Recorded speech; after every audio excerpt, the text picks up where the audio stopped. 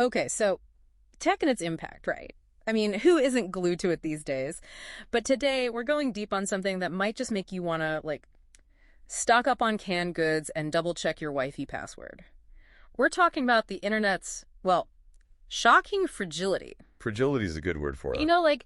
How a single typo could theoretically, I'm not kidding, cause global outages. Yeah, it's true. We think of the internet as this, vast and invincible thing. Right. Untouchable almost. Yeah, but it's actually built on these surprisingly delicate systems. Okay, so more like House of Cards vibes than an impenetrable fortress. Sadly, yeah. A House of Cards. Want an example? Oh, absolutely. Lay it on me. All right, so back in June 2023, a small company, we're talking small in the U.S., they made a tiny routing mistake. Tiny. Minuscule, and Cloudflare, major player. They lost 15% of their traffic. Poof, website's gone. Just like that. Okay, hold up. So that sounds more like, I don't know, hackers or something. Like a deliberate attack? Nope, just human error. Yeah, and it exposed a vulnerability. Yeah. But at the very base of the internet. The very base. We're talking original recipe internet issues here. Pretty much. It's this thing called the Border Gateway Protocol, or BGP for, short. BGP, right. Okay, we're getting to the nitty-gritty now. Explain it to me like I'm trying to parallel park in San Francisco on a Saturday. Okay. Stressful and high stakes. Good analogy. Imagine the internet as this, giant network of highways. Yeah. And BGP. It's the system directing all the traffic. But instead of some supercomputer, right? Imagine those directions are, handwritten notes. Passed between thousands of people. Oh, no. Oh, yeah. Okay, I already see the problem here. Yeah. One wrong turn, global internet traffic jam. Exactly. And it happens more often than you'd think. Really? We don't hear about this all the time. And this isn't exactly, new information either. Experts have been kind of, whispering about BGP's vulnerabilities for years. Whispering, like it's a secret. Well, not a secret exactly. There were definitely some serious conversations about it, the 2019 APNI's conference. Okay, so it's we know the bridge has cracks, but no one wants to stop driving over it long enough to fix it. Pretty much. Yeah. You see, BGP, it was designed in a more, shall we say, trusting internet era, where, decentralization was key. But that same decentralization, it makes it really hard to, really secure. So to fix it, you're saying we need global cooperation. Oh, boy. Technical upgrades. It's Yeah. a huge, huge undertaking. And even then, there's always Human error. Always. So the internet, this thing we rely on for, everything. Cat videos, global finance, you name it. It runs on a system that's basically held together by, hope and sticky notes? Essentially, yeah. That's both terrifying and kind of impressive. It really highlights how resilient the internet is, that it even functions at all with all these, vulnerabilities. Okay, I get it. So if the internet's infrastructure is basically a giant game of digital Jenga, what else is out there that's surprisingly fragile? Well, let's talk about something that seems, mundane maybe, but is crazy valuable. And because of that, also super vulnerable, internet addresses, specifically IPv4 addresses. Okay, you're speaking my language. I love a good internet address store. I bet you do. So imagine this. You've got an old comic book up in your attic, right? And then suddenly, bam, it's worth millions. Okay, love it. So far. That's basically what's happening with these IPv4 addresses. Back when the internet was, the new kid on the block, they created this system. Yeah.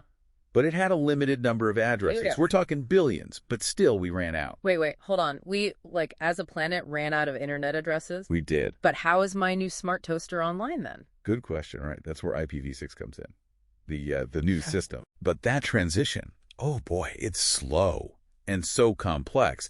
Think of it like trying to switch everyone's phone numbers overnight while they're all still making calls. Yeah, good luck with that. Right. Yeah. So in the meantime, those old IPv4 addresses, they're digital gold. Digital gold. Okay, so people are just out there sitting on these gold mines, totally oblivious. You got it. Dr. Ulrich Speidel, he's at the University of Auckland. Yeah. He discovered that New Zealand's public sector, they might be sitting on millions, literal millions of dollars worth of these addresses. Yeah. And they have no idea. No way. It's like finding a winning lottery ticket you forgot you bought and then, used it as a bookmark. Exactly. So what's the move? Cash in your IPv4 addresses now, or hold out and see if they, appreciate in value. It's a tough call. Hold on to them. Their value might just, vanish once that IPv6 transition finally happens. Right. But then again, sell now, and you might miss out on some, future internet address profits. Who knows what could happen? This is stressful, and I don't even have any of these internet address things, but I imagine it's got to be even more stressful when you think about, like, the security risks. Right. Oh, absolutely. Yeah. You're talking about millions of dollars just sitting there, ripe for the picking, as they say. Ugh, cyber criminals licking their chops. Well, this whole situation, it's basically a feast for them. Okay, so speaking of cyber criminals, because we always do, this whole thing sounds like it's their, like, dream scenario, right? Yeah. A whole new playground of vulnerabilities to exploit. And you know what? You're absolutely right. We've got the scarcity of IPv4 addresses, their crazy value. It's like a digital gold rush out there. And you know who loves a gold rush? Criminals. Hmm. Attracting both legit businesses and, well, let's just say some, with not so legit intentions. Okay, so we've gone from shaky internet infrastructure to digital gold mines, and now buckle up, because we're diving headfirst into the world of cybercrime. It's like the internet is one giant action movie montage at this point. It really is. We're talking like car chases, explosions, but instead of cars, it's lines of code. And instead of explosions, it's, your bank account getting drained. Okay, ouch. But you know what I mean. High stakes, constant action. So who are the main players in this digital showdown? Well, you've got your law enforcement agencies, right? And they're actually getting a lot better at working together, like internationally, trying to stay one step ahead of these global criminal networks. So it's like a digital version of like Interpol or something, working across borders to, take down the bad guys. Exactly. But, and this is important, the criminals, they're up in their game too. We're seeing ransomware attacks through the roof these days. Ransomware, right. I feel like I hear about that everywhere now. You do, and there's a reason. One group, they're called Lockbit. Lockbit. That's such a, hackery name. Right, straight out of a movie. Anyway, they were behind almost half of all ransomware attacks last year. No way. Half. Okay, so for those of us who haven't encountered this particular joy, what exactly happens in a ransomware attack? So they basically lock you out of your own computer system. Okay, so far, not great. No, it's not great at all. And then they demand payment, often in cryptocurrency, to make it harder to trace. To get your own data back. Yep. That's brutal.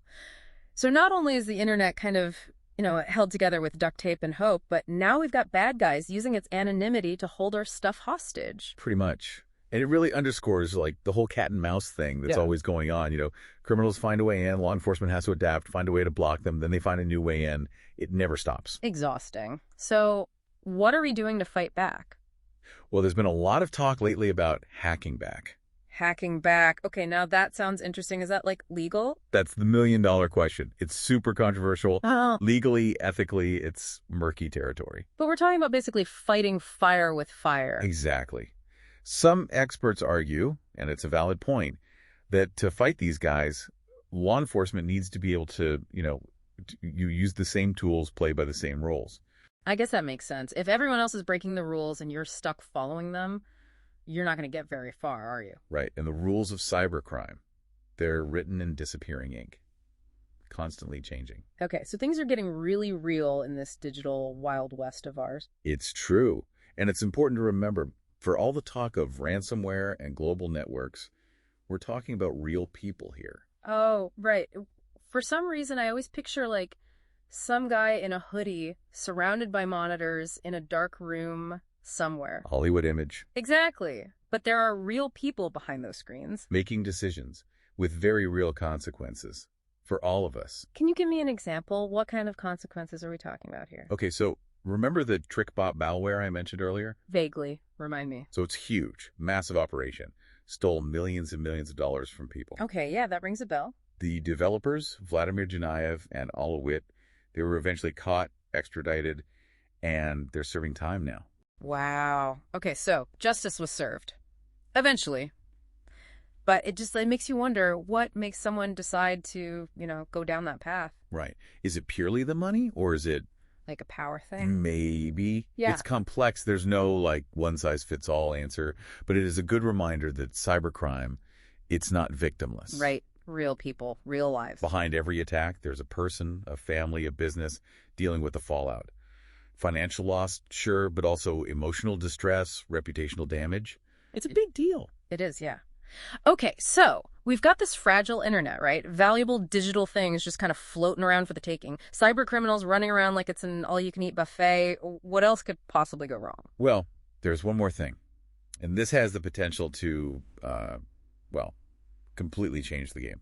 For better or worse, honestly. Okay, now I'm really nervous. Hit me. Artificial intelligence. AI. Okay, yeah. That's a whole other can of worms, isn't it? It really is. And it's both exciting and terrifying. AI could revolutionize the internet, make it faster, more efficient, even more secure, believe it or not. Wait, really? So AI could be the hero in our little action movie here? It could, Yeah. but like all really powerful tools, it can also be misused. Think of it like, I don't know, fire. Okay, I like where you're going with this. Right. Fire can keep you warm, cook your food. It can also, burn everything down. So how do we keep AI from, like, going all scorched earth on the internet? That's the million-dollar question, isn't it? And it's something people are thinking about very, very seriously. In fact, the U.S. government is so concerned about AI and how it's being developed, they've even suggested these know your customer rules for cloud computing. Know your customer for the cloud. Yeah, it's kind of wild, right? What does that even mean? Like, is the cloud going to start asking for my ID now? It's not quite that simple. Yeah. But essentially, yeah, they want to keep track of who's using cloud services to develop these large language models. Okay, so basically keeping tabs on who's building the AI and making sure they're not, Up to no good. Exactly. It's like the Wild West out there right now, and the sheriff has decided to start IDing people at the saloon doors. Love that visual. But, I mean, that makes sense, right? I mean, you don't want just anyone building powerful AI. What's the worst that could happen? Well, imagine an AI sophisticated enough to manipulate a BGP. Oh, no. You're going there. I am. Intentionally causing global outages. Intentionally. Okay, that's officially terrifying. We've gone from House of Cards to, like, full-on apocalypse. It really drives home the point that as AI gets smarter, as it evolves, so does its potential for, let's just say, causing trouble. And that's not even getting into the whole issue of, like, AI and misinformation. Oh, right. AI can already generate fake news articles, those deepfake videos, all of that, right? What happens when it gets so good that we can't tell the difference anymore? Exactly. It's a huge concern, and a valid one. There's this fascinating experiment, Professor Craig Webster. He asked ChatGPT, which is, one of those AI chatbots. It's totally nonsensical question. And he gave him this, like, super detailed, super confident answer, even cited sources. No way. Which, of course, were Made up. Totally made up. That's amazing. It's like the AI equivalent of, like, making up statistics to win an argument, but, like, way more convincing. Right. And while ChatGPT has supposedly gotten better since then, at least that's what they say, the underlying problem hasn't gone away. AI can be very, very convincing, even when it's totally demonstrably wrong. It's like the more we learn about the internet, the less secure it feels. So what do we do with all this? Where do we go from here? Right. It's a bit overwhelming, to be honest. But look, it's not all doom and gloom. Promise. We're not all going to be, like, living off the grid by next Tuesday. Okay, good. Because I just ordered a new smart speaker. There you go. But seriously, there are things we can do as, individuals and as a global community even. Give me some hope here. I need, like, an action plan. What's step one? So step one is awareness. Yeah. Like we're doing right now. The more we understand about these vulnerabilities, these weak points, the better we can protect ourselves. Okay, so knowledge is power. Got it. I feel like I'm back in, like, elementary school. Right. But it's true. It's like, remember those don't talk to strangers PSAs? Oh, totally. Or those, like, cheesy videos about internet safety. Exactly. It's the same idea, just, higher stakes now. Because the strangers are after my digital gold, not my actual lunch money. Right. So be aware, be informed. But what about the bigger picture? Right. What are the big players doing about all of this? So there's definitely a push towards ethical AI. Like really making sure this technology is being used responsibly. Ethical AI, okay. I like the sound of that. Right. And then we've got increased cooperation, like internationally, to combat cybercrime. So more digital Interpol, less digital Wild West. Exactly. It's a constant back and forth, though. Yeah, one step ahead, two steps back. So it's like a never-ending game of whack-a-mole, but with, like, global consequences. Sadly, yeah.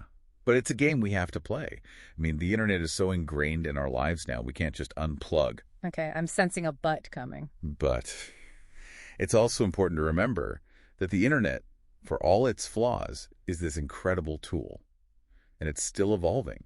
We're all figuring it out as we go. We kind of built the super fast car before we knew how to steer it, huh? That's a great way to put it. We're learning to steer while we're driving, which, is a little nerve-wracking. You're telling me. Yeah. But hey, at least we're aware of the risks now, right? And speaking of risks, let's circle back to AI for a second. It's kind of the wild card in all of this, isn't it? Totally. It really is. Like we said, it could be the hero.